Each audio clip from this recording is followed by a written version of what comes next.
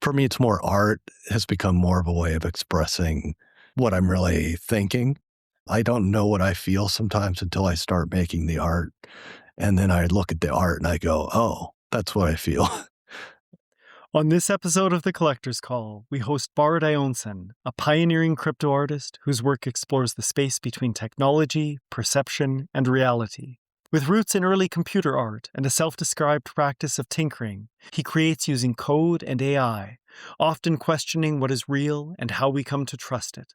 An early participant in the crypto art movement, Bård has helped shape its experimental and collaborative culture since 2018. He is also actively involved in preserving digital artworks, working to restore pieces from platforms like Async Art so that foundational works of crypto art remain accessible. Let's dive into this conversation. Thank you so much, Bård, for joining us. We have taken a long break, but we are really excited to start our podcast series again, all focused on crypto art. And to kick us off, Bård, can you tell us what crypto art means to you? I started with this in 2018, so it might have been before they came up with the name crypto art. We were still discussing what to call it back then. But to me, it's become a community, a place with like-minded people in the digital art space, just creating a lot of it in the early time in 2018, 2019. It was just a lot of experimentation, a lot of new ideas. It was just a fun place to interact with other people, other artists, and collaborate and work together on things and play off each other's ideas and try to sell a few pieces of art for $50 or so. It was just a fun community, and I like it just because of the people, I think. And that's what kind of crypto art has become to me, more so than a defined genre. I can't even define it, really. It's just a culture of sorts, a mix of people doing digital art mostly, although physical art is fairly common also. Even in 2018, we had like Lawrence Lee. I collaborated with him doing his paintings, turning them to AI art. So there was a lot of interesting combinations of different mediums, which I think exemplifies crypto art. It's just a mix of everything. Yes, a mix of different personalities, different mediums for sure. What keeps you going, Bård? What keeps you around? I guess I'm still hanging on to 2018, just being able to see people appreciate what I could create and just being able to share it. It's like in kindergarten with show and tell. It's addicting that way. Even if the sales aren't there, there's always something to show and something to make and express. For me, art has become more of a way of expressing what I'm really thinking. I don't know what I feel sometimes until I start making the art. And then I look at the art and I go, oh, that's what I feel. So it's therapeutic. Yes, and you said that your artistic path was shaped largely by the computer beginning in the mid-'80s. And when you look back at those early days, what do you think piqued that interest? I don't know. I was always attracted to art, books, and I spent a lot of time in the library just investigating all sorts of different things. I guess I didn't realize it was art at the time. I started doing pixel art on a computer, so writing basic programs to do little pictures and mostly to try to build my own games and things like that. But it wasn't really considered art. It was more just something fun to do, getting cross-stitch patterns and using those to make pixel art. And it was just the ability to create something that I couldn't do with my hands. I'm not great at drawing, but with a computer, I could code and write, do music, make music, or make pictures with code. So you've described yourself as a tinkerer more so than an artist. And at some point that shifted. Can you tell us what happened? I always liked just taking things apart and trying to make things, inventing in a sort of way, but usually not anything marketable. It was just inventing strange contraptions. So that kind of fits into my art practice. It's just experimenting with new ideas and creating things. It really shifted when I saw at a resort that my in-laws had taken us to. There was a Namjoon Paik sculpture called the Internet Dweller. And it was a bunch of old TVs all strapped together with video art on them. And it was like made in the late 70s, early 80s, right when VHS tape came out, and Paik got the first video recorder from Sony, and he went out and videotaped everything, and he started creating art on videotape. So this sculpture was like a face, like a mask. It looked like maybe it's supposed to be an internet dweller, but it looked like a mask from Africa, an African tribe's mask. And it had this video running on all the TVs. So there was TVs for the eyes and a TV for the mouth. And that just got me into this idea of creating art with technology and using even older technology like old CRTs or oscilloscopes, and just investigating that I can make art with these found objects and create something new. And I was really inspired by what Paik had made and created. And I started researching his life, and he built 13 internet dwellers, and just investigating like the art history of his work and learning about Fluxus. It was just a long period of research, and then going into my own art, trying to create something similar to Paik. So I got into like glitch art using VHS tapes, and then into oscilloscopes, using oscilloscopes to create lines that make pictures. So it was using sound waves and code to make vector graphic art. And that's how it all started. Just got into exploring kind of all the people around Paik in Fluxus and all their different ways of making art. And we'll talk in a few seconds more about your influences, particularly Paik. But I wanted to ask you about something that you wrote today. You said that you love finding real things that could be AI. What is it about this experience that you enjoy? It's been, I guess, since 2018 when I started with AI art and just exploring the kind of shift between a physical reality and something that's more digital. And there was this thing happening with AI where you could take real data and turn it into a simulation. So it was exploring this space in between where there's a phase shift between two things, and that distortion that happens. I liken it to in the human experience when we shift between these rapidly advancing technological changes, that has to be a shift. Everybody gets disoriented in a way, and exploring how do we manage the confusion and distortions that happen in our culture. It happened during the Industrial Revolution. There was a huge change in the way people work and the way people make a living, and people lost jobs. Some other people got different kinds of jobs, but there's a huge disruption. And I just like exploring that space between, it's a metaphor for me, as well as a thing that happens with pixels on a screen, is that it's like exploring the human condition and asking the question, how are we going to deal with the changes that are coming? And I guess I was thinking about that even in 2018, just thinking about the changes that the advances that AI can make, even though it looked fake at the time, it's starting to look more and more real. And just thinking about, I just like that quote. In that quote, I get fascinated by things that either trick AIs into thinking it's real. I often make things that are AI, and in Instagram, it blocks it because it thinks it's a nude, but it's not. It thinks it's something that it's not. But you can do the same kind of play with people, or you can present them something that's real, but it looks like AI to them.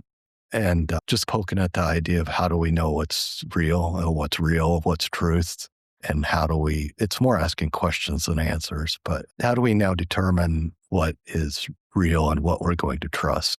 Lots of interesting questions there. So much of art has dealt with reality and how to represent it in a novel way as artists choose to interpret that. And you've taken a different tack with AI, where now you're images can sometimes be deceptive and perceived as either something real if they're AI or vice versa, which is quite interesting and flips a bit of that narrative of, no, this actually isn't AI. This is reality. And sometimes I don't know, a lot of photographers have done it over the years.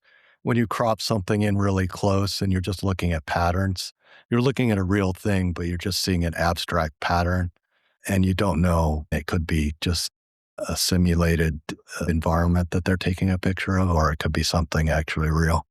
It's certainly important to continue to explore and question what establishes something as genuine, or how do we find truth and where does that sense of truthfulness come from? And you do a lot of that in your work. I wanted to return to what Alexia referenced, Namjoon Paik, for a moment, who you've considered an influence of yours. When you look at movements like Fluxus that challenged traditional structures around art and ownership, do you see any parallels with crypto art? Yes, I have since the beginning in some respects. Fluxus was a lot about, if people don't know, is a lot of anti-establishment type. They called their movement anti-art. They wanted it to be considered the non-art. It's not art. And they did a lot of things like found objects that may not be considered art, but because of what they did to them. Like one of them took a box of matches and it was something about, you can use these to burn down the museum, burn down the art museum with these or something. Yoko Ono was part of the movement, but they all had their own unique style. And they even had what they called happenings. And it was just like an improv thing that they just did and started doing like a play of sorts, an absurd play. But the parallels with crypto art was just in the early days, and even now, just the idea of anti-establishment, the idea of not wanting a curator. We don't want to be in a museum. We just are going to be on the blockchain. And there was always a mix of people anti-establishment and not in the space also. But it went along with the idea of we don't want to have fiat money anymore. No more banks. Get rid of all establishment sort of things. It fits into the whole culture. Yeah, that's interesting to hear you align some elements of it with that past disruptive impulse is, I think, a core part of some sphere of artistic ethos, but then also layered on with some of the new elements around the financial components in particular, which might be a bit of a break in some of the artistic discourse. Yeah, but also the art style of some of the Fluxus members is reminiscent of like X-Copy maybe. I don't know, Namjoon Paik influenced MTV. A lot of the videos of MTV, I think you can see Namjoon Paik's influence on. And then crypto art then was influenced by that. That's an interesting observation. Yeah. I know a lot of artists in the space consider him one of their like mentors or inspirations. Thanks for that segue. You've written somewhere that crypto seems to be possessed by a spirit, the spirit of its community. Can you talk to us a bit about the role of community in crypto art? Yeah, that's something that attracted me immediately, was just the sharing. It even goes into how it's delivered. Crypto art is open and free. Anybody can see the images. So to me, it's like public art. But yet you can buy and sell it because there's people that, there's a collector that wants to claim ownership of it and have their name on it, but yet it's free. Everybody can come see it. So it's not like a painting that gets put in a vault at in some shipyard somewhere for tax purposes. The buyer buys it and nobody ever sees it in 20, 50 years.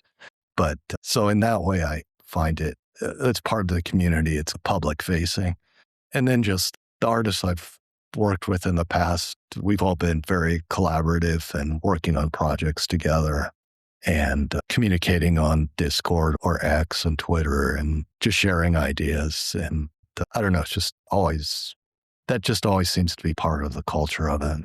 Yeah, I found that interesting to hear you talk a bit about that contradiction that exists in one person owning a work, but it being visible and available to everyone. And it does change a bit of the nature of the relationship of the artist to their collectors, where you're not, that one person doesn't hide your work away. It's still visible to everyone, and everyone can appreciate it regardless of who may acquire it in the end. I wanted to say that we came across your work, Crypto Fetish, in the book Cryptoart Begins by Rizzoli. And that work includes the description, looking for utopia, expecting the apocalypse. Crypto is either going to save us all or destroy humanity, and perhaps both. What are we to make of this declaration?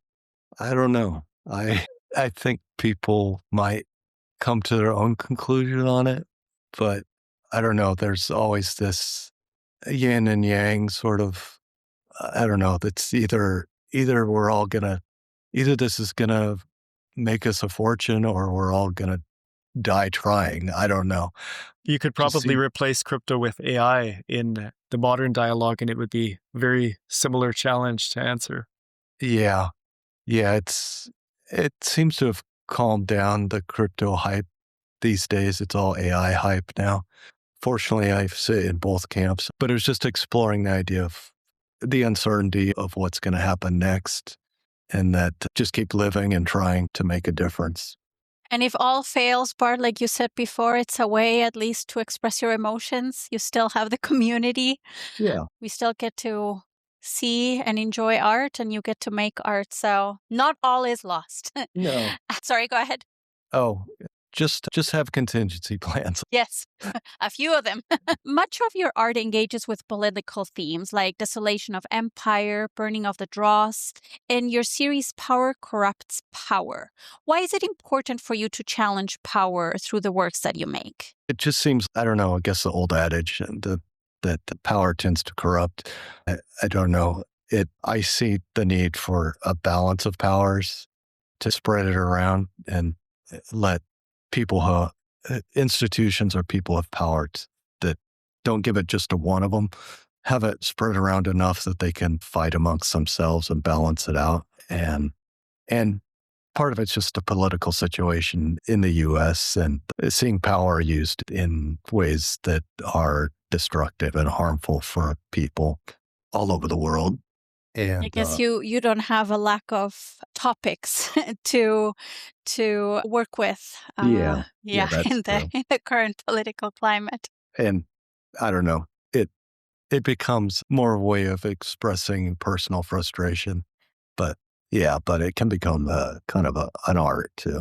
Yes, and that's what art should do, right? It should ask those questions and explore those, more important topics. Throughout our conversation, Bart, you have spoken about community and about collaboration, and you are working with Hash Gallery, who has launched what they call a double take series, where the works of two artists can be collected through a single mint pass. The first double take pairs your work, Fire and Bone, with the piece Kinship by Osinachi. What kind of dialogue exists between the two pieces? More of the dialogue I see is between the two artists, me and Osinachi, just because he came on to Super Rare not too long after I did. And we've just texted back and forth a few times over the years, but I've collected his art. I think he's collected some of mine. And I really enjoy his art, and was excited to be selected to be paired with his work and with him in the Hash Gallery double take pass.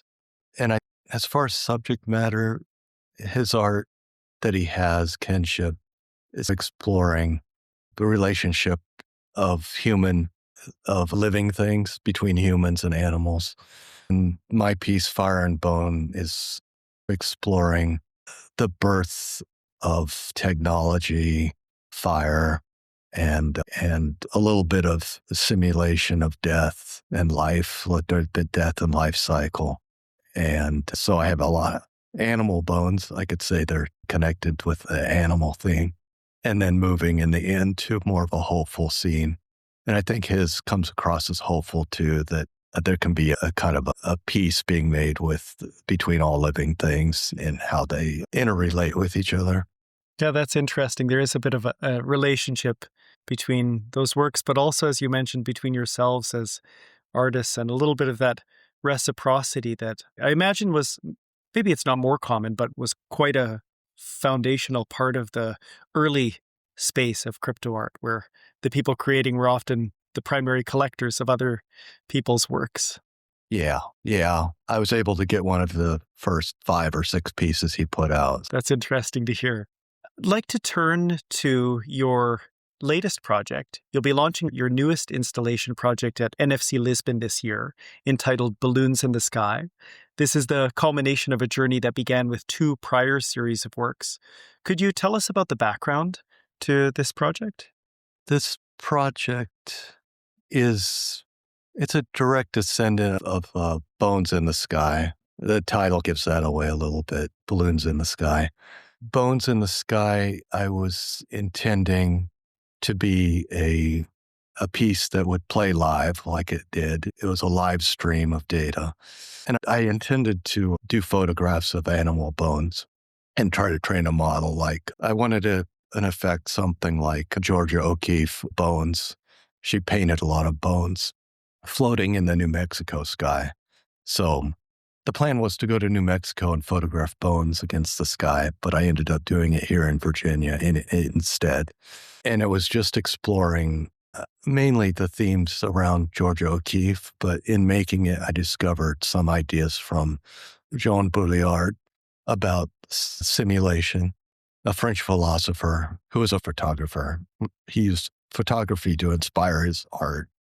He used photography to come up with a philosophy of simulation. And then previous to that was painting with fire. And I found a lot of images of fire and trained them into a StyleGAN AI model.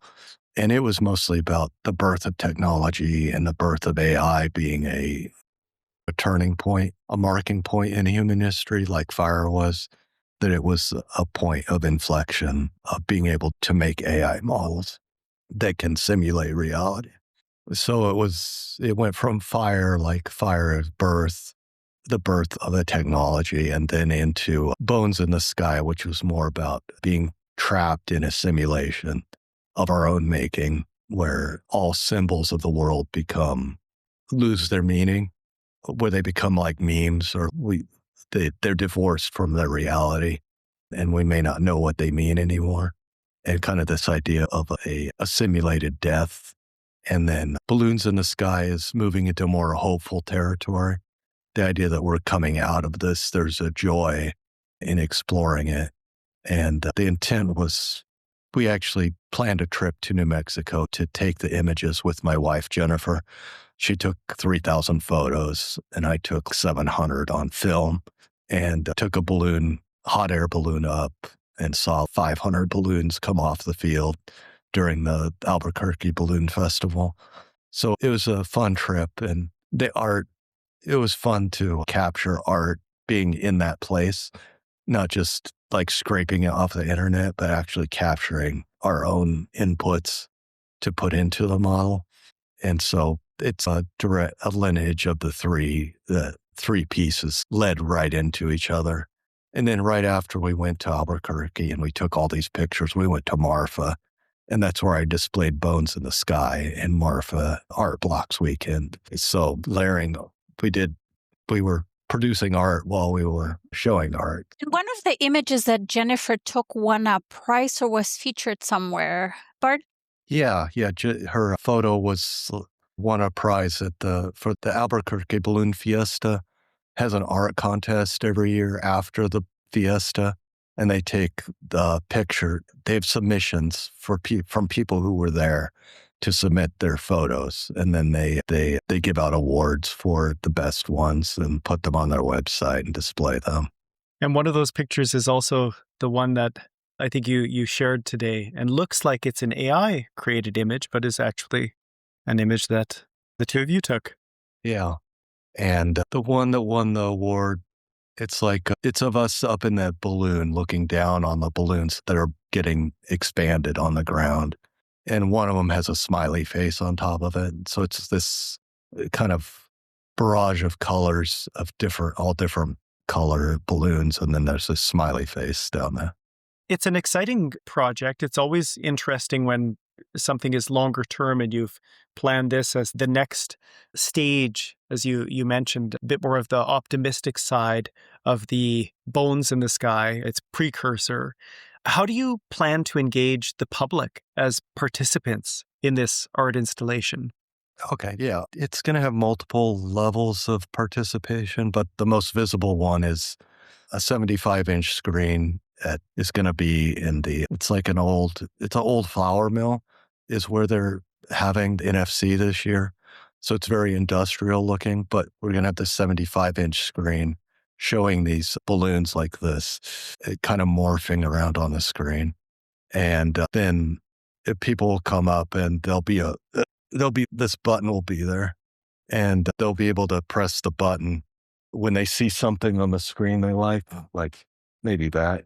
So does the pressing of the button then mint the artwork? Is that what it does? Yeah, that captures the frame that they're on. They push the button, and then there's another screen back here that will show them their picture, and it says it's getting ready to go in flight. And then they get a little QR code printed out. And then with their phone, they can scan this, and then they can pay for it. And once they pay it, it'll get minted to their wallet. And I'm going to have non-custodial wallets. It'll create a wallet for them with their email address if they don't have their wallet with them.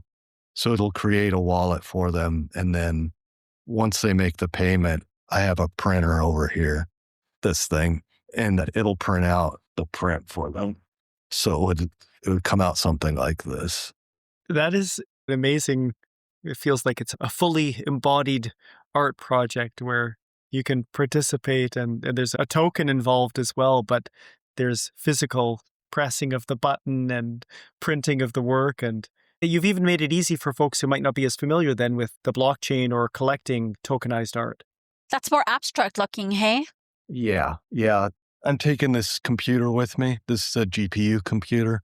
It's generating live off of this computer. So this is just running the video, but it's actually producing it randomly. I don't know what's going to come out. It just randomly selects. And sometimes they come out abstract, and sometimes they come out more realistic. And in the traits, in the NFT traits, it will show you how realistic or abstract it is. It'll be one of the traits. And the stuff that's highly more abstract is going to be more rare. So there'll be a kind of a rarity factor. It just has I made the abstract stuff more rare than the more realistic looking. This is really exciting. I think it's a unique project, but there's more to it. Viewers are, as you've said, able to mint and then collect tokens and physical works on site. But then the most exciting part of this project is that the full installation can also be acquired. Is that correct? Can you talk us through that? Okay. Yeah, the computer and the files, the actual models are like Arweave, but it's part of the NFT. So there's an NFT that controls this computer. And if you own that NFT, you get to change the way it works. So someone could buy that token, that NFT token, which represents this whole piece.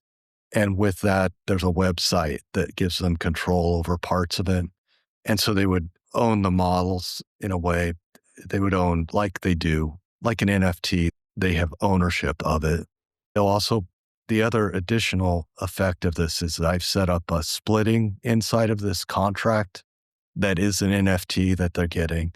The NFT is a key to the contract, and this contract has a code in it that splits the revenue.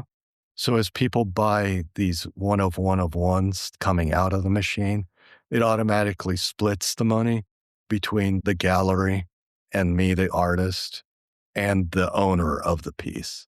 So the owner would get a percentage of the sales after they buy it, after they buy the installation piece. Anybody who mints off of the machine would get a percentage of it. So that's the next level of interaction, is that the collector has some control. They can decide where they want to display it.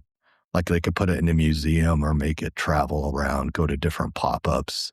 And then they could be able to have funds to pay for the maintenance of the system and be able to take it to different venues is a concept around it. And within the contract, they can also add the venue to it. So they can designate a certain percentage of their percentage to the venue that hosts it. So if somebody wants to host it, the people minting on this is actually paying for the space that it sits in. So it's got all these features within the contract to allow for some kind of control by the artist and by the owner of it. It's really cool. You've explored something new here where the collector becomes a steward of your work, but one who's incentivized to care for it and display it and exhibit it in places, both for potentially a monetary value, but also for providing access to others to enjoy and use and interact with this work. That's unique. Yeah, I dreamed of it being in a museum that's public, a public museum or a public space where people could watch it and interact with it. And if they did want to buy something, they could buy something, but that money would help fund its existence in some way so that the museum that's hosting it, they actually get something out of it too. I know it's mixing art and money, and a lot of museums don't want to mix art with money. They might put this in the gift shop, not in the main gallery. So I don't know, I'm playing with those ideas too. What was that documentary? Something about a gift shop. Exit through the gift shop. Yeah. I really like the idea that you've continued on that thread of experimentation, which you named as something that was central to the early days of crypto art. And this certainly continues to explore that in an interesting way. So kudos to you for taking things in a unique direction. One question that I have, Bart, before we move on into preservation is, what is the significance of the sky to you? It seems like a very important element in this project and in Bones in the Sky. So what is the significance of it in your work? I'm from Denver originally, and really, I don't know, Denver's one of the cities that has the fewest clouds, the most sunny days in the world, or at least in the U.S., and Virginia is very cloudy. And I always loved New Mexico and the sky there. I'm inspired by the sky, the New Mexico sky especially. It's just, I don't know, it's just different colored. And then just the calmness of it and the way Georgia O'Keeffe expressed it with things floating in the sky is surrealistic, that she was influenced by that. But she has ladders in the sky. She's put bones up in the sky and rocks, and she painted rocks. Talking about those rock NFTs, there was an artist who painted rocks, like Georgia O'Keeffe did that, or seashells, flowers. But I just like her work of just the idea of the calmness of this symbol, this thing that some people think of as death. I think she thought of more of life. The cycle of life. It's a thing in the Southwest U.S.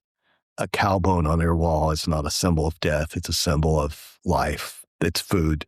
So it's a decorative item there. A lot of people won't put it in their homes here, but I don't know. It's just a calming thing to just lay outside and look at the clouds in the sky. Yes, there is something meditative about looking at the sky, and we live in the prairies. There's no mountain or hill in sight, and it's very boring most of the time. Makes for terrible driving because there's nothing to see. But the one perk that we do get to enjoy is we have the most beautiful sunrises and sunsets, pinks and purples and greens and blues and all the colors and all kinds of shapes of clouds. So I understand your fascination, and I'm with you. It's truly fascinating how different it can look from day to day and even minute to minute. It can change really quickly. So on to preservation. Bart, you've recently become involved with a digital rescue lab, an initiative focused on preserving digital artworks and recovering pieces from defunct platforms like Async Art.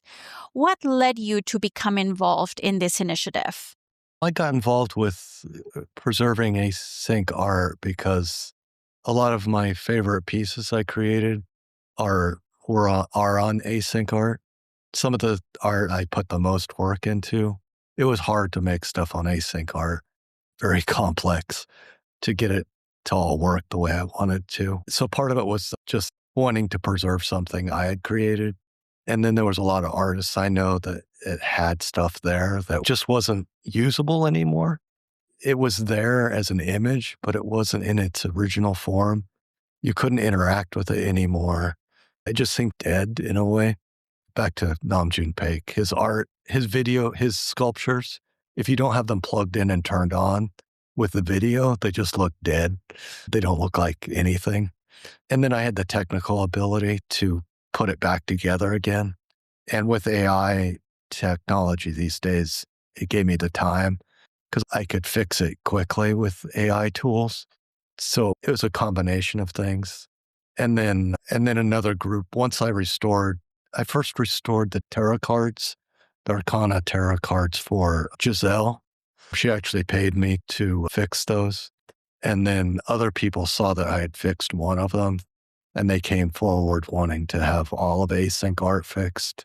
So I joined with this digital rescue lab and just started working with them to start restoring more of the pieces and get at least the basics working for now.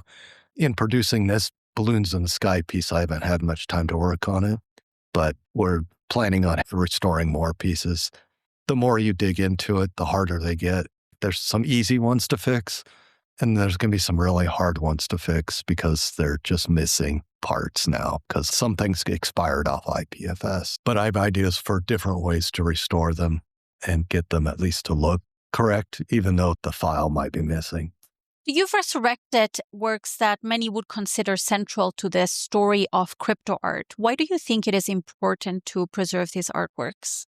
It's partly because so many people have enjoyed them. And I don't know, it seems like in the future, new people might enjoy them. It's kind of a marker to say we were all here. I think some of the early crypto artists tend to get forgotten with new artists entering the space. Our attention spans have swung in a different direction. There's a lot of people building Claude bots and agents, and kind of attention has shifted away from it. So somebody has to keep it going.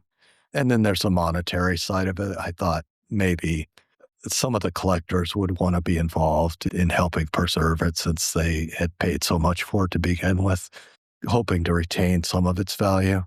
And hopefully it inspires more people to explore what they can do. Something new that's outside. I don't think we'll ever reproduce what Async Art did and recreate its functionality for new things, but it would be nice to at least preserve what was there.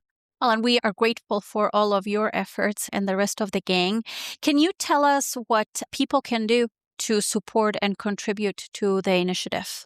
We have various funding plans set up. We have various ways to contribute and to buy an NFT to help fund it, accepting contributions to help fund.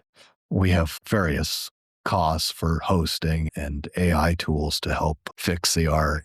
But it's mainly through X, just contact one of the members of the team and to check out some of the ways to contribute. I'm thrilled with the initiative. Async, I think, is a wonderful example from the platform side of facilitating some of that experimentation that we've discussed here. A lot of unique works there that do things that couldn't be done otherwise and involve both collective creation and collective ownership, which is quite peculiar, not entirely unique to crypto art, but definitely not common throughout the artistic world. And so it's exciting to see you breathe new life into those, and we're certainly grateful for it. Yeah, we've been able to add a few new features where people can interact with the art a little bit better than before. So you can actually experiment with them without actually owning it. And I've added a few new features to improve on what was there, but there's still a lot of things that could be done with it. That's great to hear. And hopefully we can maybe share links afterwards to where people can access this information and also provide funds and show their support for it to make sure it continues into the future. Now that you're involved in the preservation of a wider range of works of crypto art, are there any that stand out to you as central to the movement itself? On Async? Or anywhere for that matter. Yeah, there's the big one, of course, is the First Supper. the first one that was produced on Async, which was very indicative of the collaboration because it was a group piece. Some popular names, Xcopy and Coldy and a lot of other artists. I like Matt Cain's works on there. I really enjoy Matt Cain's works that he put on Async, just the layering that he has in his work and the detail. Almost any of his are really key. Part of what led you down this road was wanting to preserve some of your own works. Do you have a favorite of yours that you wanted to ensure endured into the future from Async? Yeah, there was a couple, but the one was the Entity Probes. It's about an AI entity from the future who travels back in time, but they take on different forms. They're trying to figure out what happened in the past because their future has no humans in it, and they travel through computer networks. But it's a whole story. I have a whole novel, a mini novel written about it. I haven't published it yet, but that art is what that's about. I think I found this. You have a short essay or at least a little description behind this work that it's like a teaser alluding to what is supposed to come. I'd be eager to see that story unfold into the future. Yeah, I can send the link out again. I've added a couple more chapters to it. I have 8 whole chapters that I haven't published anywhere yet, but I've done art about the story. So a lot of the art in the series has already been minted and sold, but the AI art inspired the story and the story inspires more art because I found an image of the entity in my first AI model and it's my first piece on Super Rare. The entity appears in it. And so that's where the story started. So that's one on Async that I wanted to especially preserve. And then the other ones are more simple. One was like a 24-hour piece. So every hour a new image appears of a gate. It's called the gate. And then there's a few others that are kind of story themed around Dr. Jekyll and Mr. Hyde. And do you know the story of Dorian Gray? I did the android of Dorian Gray. So it's an AI art of the android of Dorian Gray trying to live forever. Yeah, that's a great concept. Bard, you've been very generous with your time today. Is there anything else that you wanted to share with us before we wrap up? My cat's trying to sit on a paper bag. No worries. I want to see this cat now, Yeah, Bard. we're quite curious about the cat. The cat should have a cameo. We just got She's camera shy? I don't know. We got another cat, so we're having problems. Hiding from the other cat. Yeah, we're having problems with the 2 cats. They don't. Oh, no. Oh, no. Oh, they don't like each other. No, the little ragdoll cat keeps attacking the big 15-pound cat. Is she winning? Yes, the little cat is winning. There's a metaphor in there somewhere. Yeah. But she's young. The other one's 15 years old. It's the 1-year-old versus the grandma. And the cat's not playing, it's just being vicious. I don't know. Sometimes she's playing, sometimes she's just attacking, I think. Cats can be like that, yeah. What else? What else do I want to say? I don't know. If you're coming to Lisbon, come see me. Come to Lisbon in June. And this Balloons in the Sky piece is actually not going to be available online. It's in person only, so it's a little bit different. There's no way to mint one online. You have to come push the button in Lisbon. If I take it on the road, maybe I'll bring it by your city. I don't know if I can find a sponsor for it. They will get a cut of the proceeds because that's built in the contract. If I can find places to take it and get people to host it, then it'll have a longer life that way. And I'm looking for collectors or museums who might want to own it or host it. And it would be an interesting collaboration and do some revenue sharing. Kind of a new thing in this kind of art. I know Jack Butcher did something at Art Basel, kind of showing how the art is the money with his piece, with the receipts printing out and actually showing how much he's making right on the board above the piece of art. Hopefully it has a longer life and people will come by and see it. There you have it, an opportunity for someone to collect a unique installation and potentially profit from it and certainly benefit from being able to share it with others and promote it in different locations and engage the public. I think it's something unique that would be quite exciting for anyone to participate in. Bard, thank you once again for joining us today. Your art combines the digital, physical, and even the spiritual to help us better understand the world around us and how it's changing in the face of new technology. We're grateful that you could join us to share your story. Yeah, great. I'm glad to be here. Thanks for having me and being able to talk about my art and show it. It's nice to be able to show it to people. The story of crypto art is still being written. Thanks for joining us as we talk to those at the heart of this movement.